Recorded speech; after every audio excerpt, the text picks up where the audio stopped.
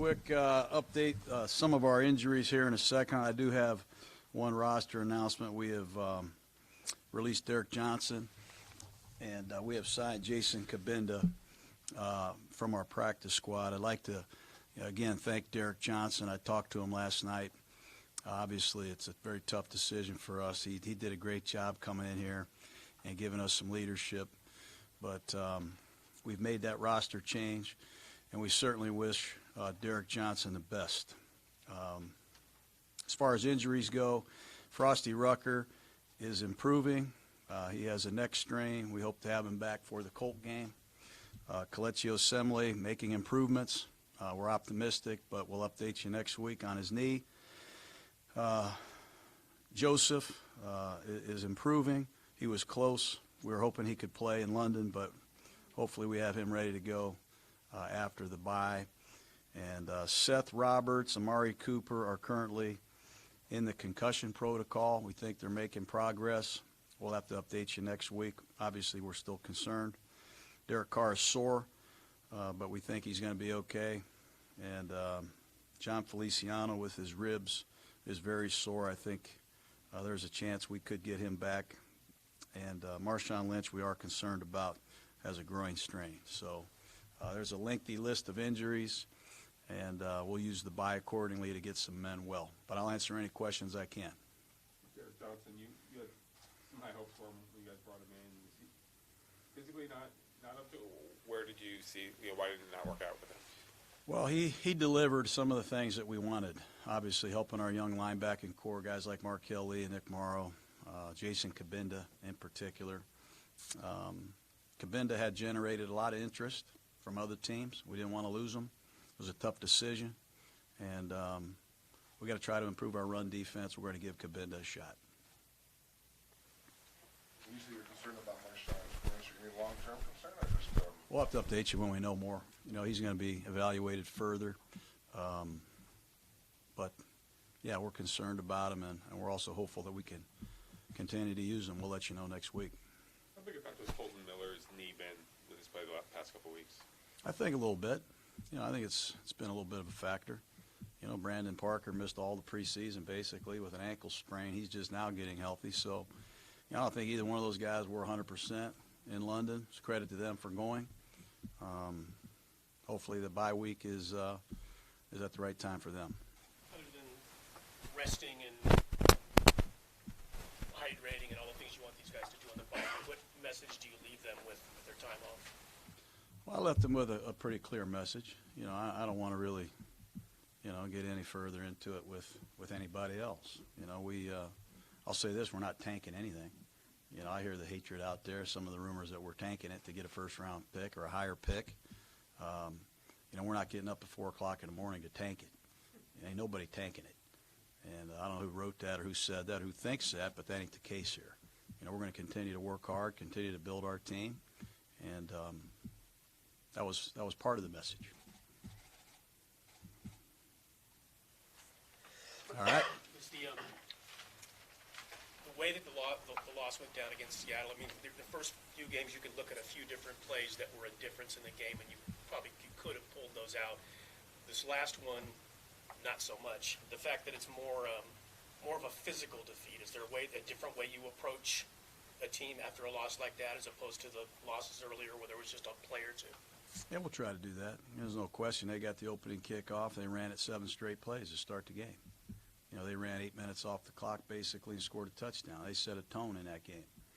We tried to run the ball ourselves. It was a rainy night. It was in London. We were going to run our best back with our 3 best runs. We made 1 yard and 3 carries. So the physical part of it has to improve, and it's going to improve. And we're going to do everything we can on the practice field to improve. But it helps when you have healthy bodies. It helps when you have healthy linemen, certainly. And we'll try to get them healthy so we can do that. How limited were you guys in the passing game because of the line on Sunday? Well, I would say that, it's obvious that it affected, the ability to drop back and look around and throw the ball. We got to block better than that. We got to play better than that. And, that certainly had an impact, no doubt. When you look at Colton Miller's last 2 games, the sack totals are seem high, but how much do you have to incorporate the fact that he's playing at far less than 100%? Yeah, I think there's some of that. Again, I'm not reading, the exact statistics, who's at fault for what sack. We've studied the tape. He was victimized by a hell of a rusher. That guy's a great player. We tried to send help when help was needed, and Clark's a great player. Hopefully the Pro Bowl voters notice that too. But his knee, I don't think is 100%, and I think the bye week is at a good time for him. And I'll reiterate, he's going to be a great player, and we're happy to have him. John, are you happy with the effort across the board? Yeah, I am. from your I'm very players? happy with the effort. I have no problems with the effort. Very happy. Miller said his knee injury is similar to KO's. Is that a case where maybe he shouldn't be playing, or maybe KO should be playing, or are other injuries that similar to those two guys? Or? We're doing the right thing. We're doing the right thing, holding KO and playing Miller. But they're both, fighting through, some difficulties like a lot of guys do in this league. Hopefully we get KO back soon. That'll help our left tackle play better. He's missed the last 2 games, and just so happens that our left tackle has struggled a little bit. When you're switching stunts and you're working combination blocks, it helps when you're working with one of the premier guards in all of football. I don't think you need to be a football scholar to know that, there are a lot of things that go into the last 2 outings. You said a couple weeks ago you regret Derek throwing the interception in the end zone, but you don't regret the play call. Are there any decisions you regret in your 9 months here, or do you just? Sure, I regret some. I mean, I got a list of things I regret. I got a list of things. I'm sure you do too. Unless you're perfect. I mean, I don't know. I don't think any of us are perfect. We're trying. We're working hard. I'm not going to never throw the ball in 1st and goal again. All my friends in the league do it. I don't really think it's living dangerously either. But when it's intercepted and it's ugly like it was, it's going to be magnified. And you just got to continue to go with your gut feeling, go with your preparation, be true to your gut. And that's what I'm going to continue to do. There are going to be some mistakes, and I'll take responsibility for all of them.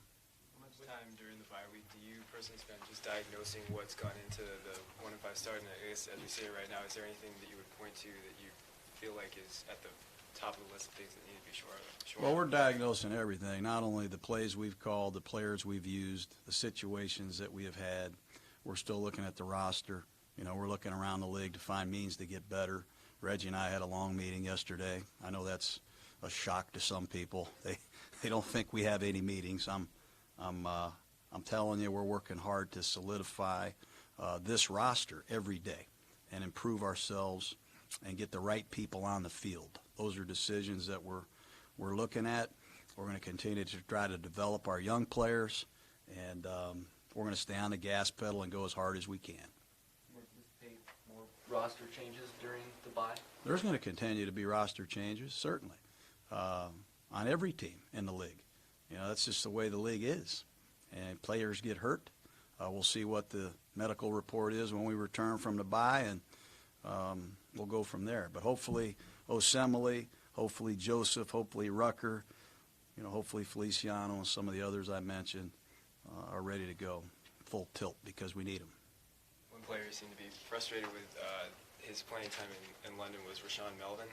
And I know that cornerback position has been rotation, but do you feel, is that something where you need to talk to him? I mean, have you talked to him about the roles there? And do you have? I haven't talked to him yet, no. I'm sure I will. I know Paul Gunther did.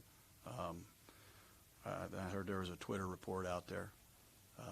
Melvin's on his 7th team, I think. He's had different techniques. Maybe he's confused. I don't know. I'll talk to him. But he's got to play better.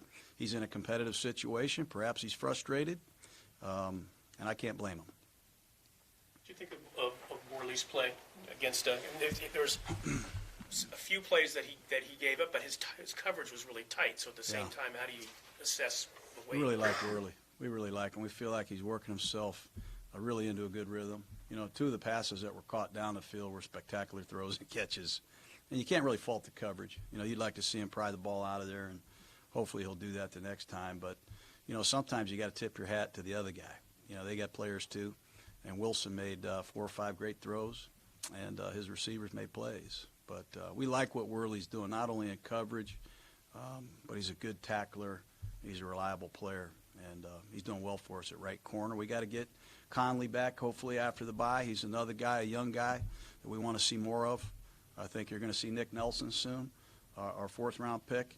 So it's going to be even more competitive for snaps at the cornerback position. Would you anticipate Nick Nelson competing more with Leon in the slot, or? I think that's a great position for Nelson. I think he's got the traits to be a really good nickel. And I think Leon Hall is one of the premier nickels in the last 10 or 11 years in football. So he's had a great guy to watch. There will be some snaps for Hall inside. I think you'll see him step up and play a little bit at left corner as well, because he's got some range, he's got some versatility, and he's 100% healthy now, ready to go.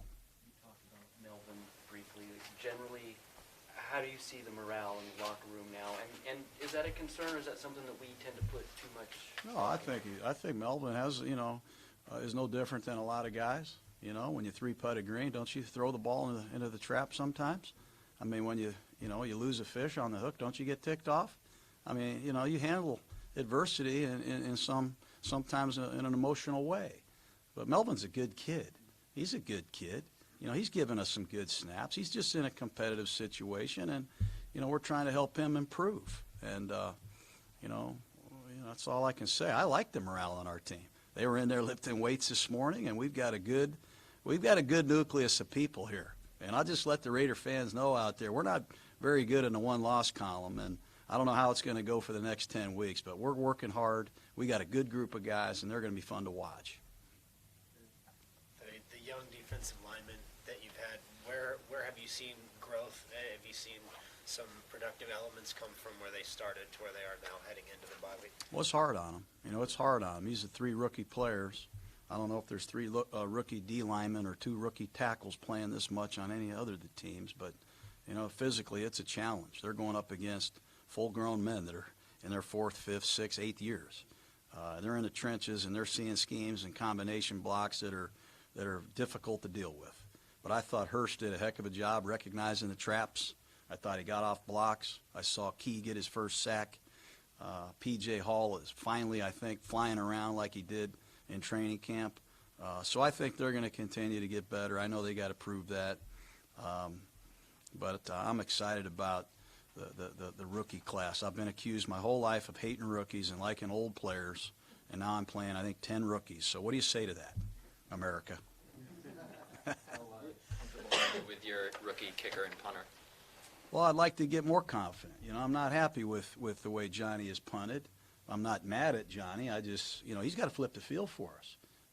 We start every drive at our 20. We need to knock some of these teams back at their own 6, see how they like it. We got to flip the field. We got to win the field position battle. I'm tired of saying it. You get the football at your own 20, your own 12 every possession. It's ridiculous. We have got to do a better job not only creating field position, but I think Townsend can be a much more explosive weapon for us. And I know he's got a new long snapper. I know the elements were different the other night. There are some things that he's dealing with. I mean, in his first game, Lee Smith snapped, an emergency snapper. Now he's got a new snapper. So he's going to be fine. Our kicker, we need better kickoffs. We need to get some touchbacks.